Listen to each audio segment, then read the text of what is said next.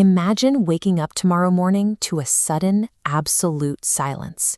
You reach for your phone to check the news, but the bars are gone. Your home Wi-Fi, the invisible tether that connects you to the rest of humanity, has simply vanished. This isn't a local power outage or a tripped circuit in your basement. It is the beginning of a total digital blackout. Without the internet, the logistical heartbeat of the modern world stops instantly. There is no GPS to guide trucks to grocery stores, no digital coordination for the power grid, and no way for you to reach the people you love. Within the first hour, the global transportation network would experience a total heart attack. Thousands of commercial flights would be grounded mid-route or prevented from taking off, as air traffic control and booking systems lose their connection to the global database. Look at these rows of canceled flights on the terminal display.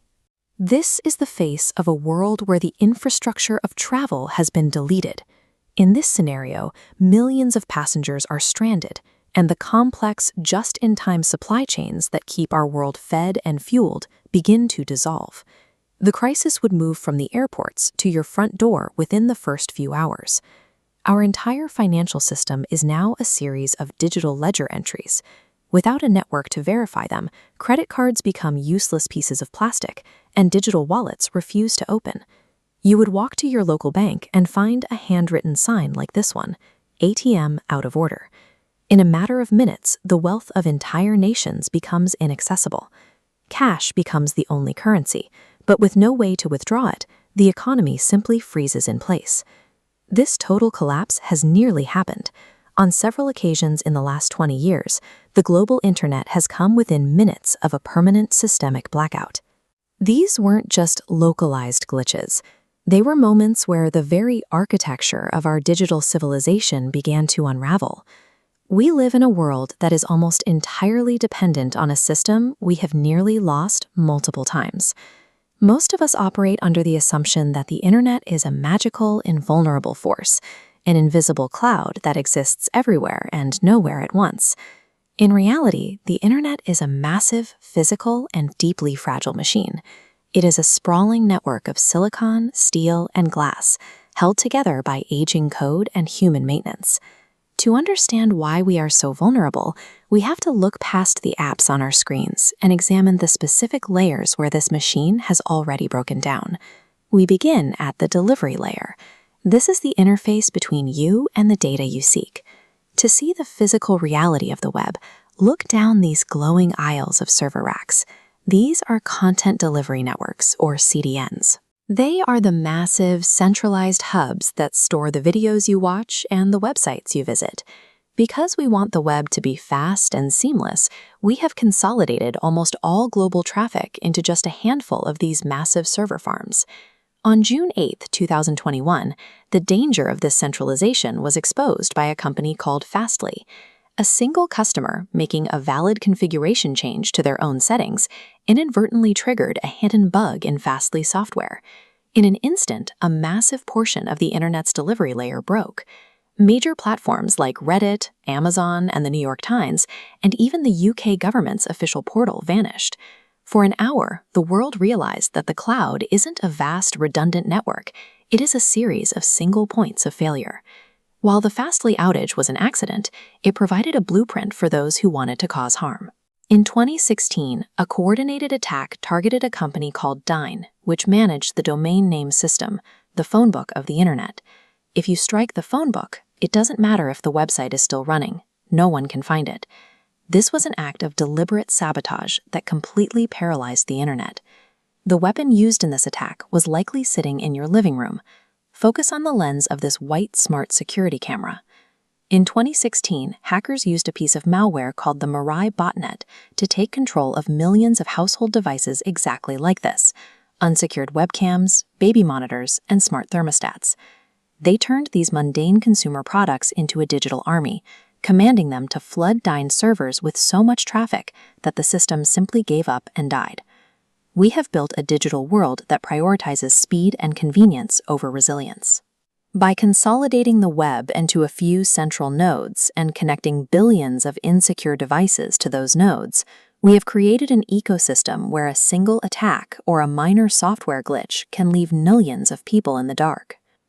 Below the servers lies the routing layer. Think of this as the Internet's internal GPS. This animated map shows data packets traveling along illuminated pathways. These paths are managed by a system called BGP, or Border Gateway Protocol. It is the language that different networks use to tell each other where data needs to go. BGP is the only reason a request made in London can find a server in Tokyo in a fraction of a second. But BGP is built on trust, and it is incredibly susceptible to human error. A network engineer at a small ISP in a country like Indonesia or Nigeria can make a simple typo in a routing table, and BGP will faithfully broadcast that error to the entire world. Suddenly, global traffic meant for Google or Facebook is rerouted into a digital dead end. We have seen entire nations and even massive corporations disappear from the internet for hours because of a few misplaced characters in a routing script. Moving deeper, we reach the software layer, where the code itself can become a contagion. Pan across these vintage CRT monitors. In January of 2003, this era of computing was nearly brought to its knees by the Slammer Worm. This wasn't a virus that needed a user to click a link. It was a self-propagating worm that exploited a tiny flaw in database software. The speed of the infection was unprecedented. The Slammer Worm doubled in size every 8.5 seconds, infecting 75,000 servers in less than 10 minutes. Focus on this analog control panel. The worm didn't just break websites, it invaded the systems that manage our physical safety. It crashed 911 emergency dispatch centers in Washington state, disabled the safety monitoring systems at the Davis-Besse nuclear power plant in Ohio, and shut down thousands of ATMs across North America. The lesson of the Slammer Worm is that at the software layer, a digital pandemic can move much faster than human intervention. By the time an engineer even realizes there is a problem, the code has already circled the globe and started disabling critical infrastructure. The final, foundational level of the internet exists on the dark ocean floor. This thick, heavy fiber optic cable is the true physical layer, the literal material that makes the global web possible. Despite our obsession with satellite internet and Wi-Fi, the vast majority of our digital lives is transmitted through these bundles of glass resting in the mud of the abyss. Look at the scale of this cable-laying ship. To connect the world, we have to perform an immense feat of industrial engineering, stretching over 1.4 million kilometers of cable across the seabed. Over 99% of all international data traffic travels through these lines. Every email, every bank transfer, and every video call you make is converted into light and sent through these physical tethers. These lines are incredibly vulnerable to the physical world. They are severed by underwater earthquakes, dragged across by heavy ship anchors, or even bitten by sharks. In 2008, a single cable cut in the Mediterranean crippled internet access for 75 million people across the Middle East and India. In the modern era, these cables are also targets for geopolitical sabotage, as nations realize that cutting a few specific lines can blind an entire adversary. Our advanced software and centralized data centers are ultimately tied to these physical lines. Severing them isolates entire continents, cutting millions of people off from the global economy in an instant. The cloud is ultimately just a series of glass threads lying on the bottom of the ocean, waiting for something to snap them. We have survived these near-death experiences for one reason: the humans in the loop.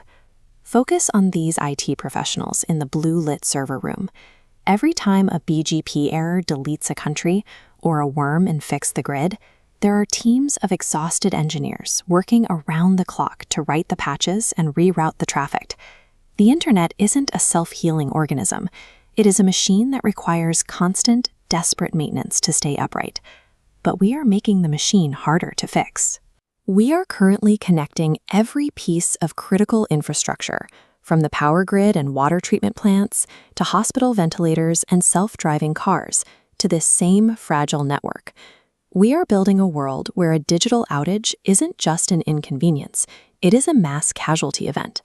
As the system becomes more automated and the code becomes more complex, we are reaching a tipping point. There may come a day when a cascading failure happens so quickly, or an attack is so well coordinated, that no amount of human effort can patch the system before the damage becomes permanent.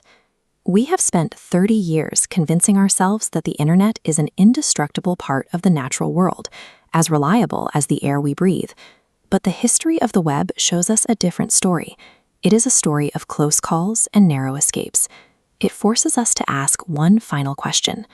What happens next time if the internet simply never comes back?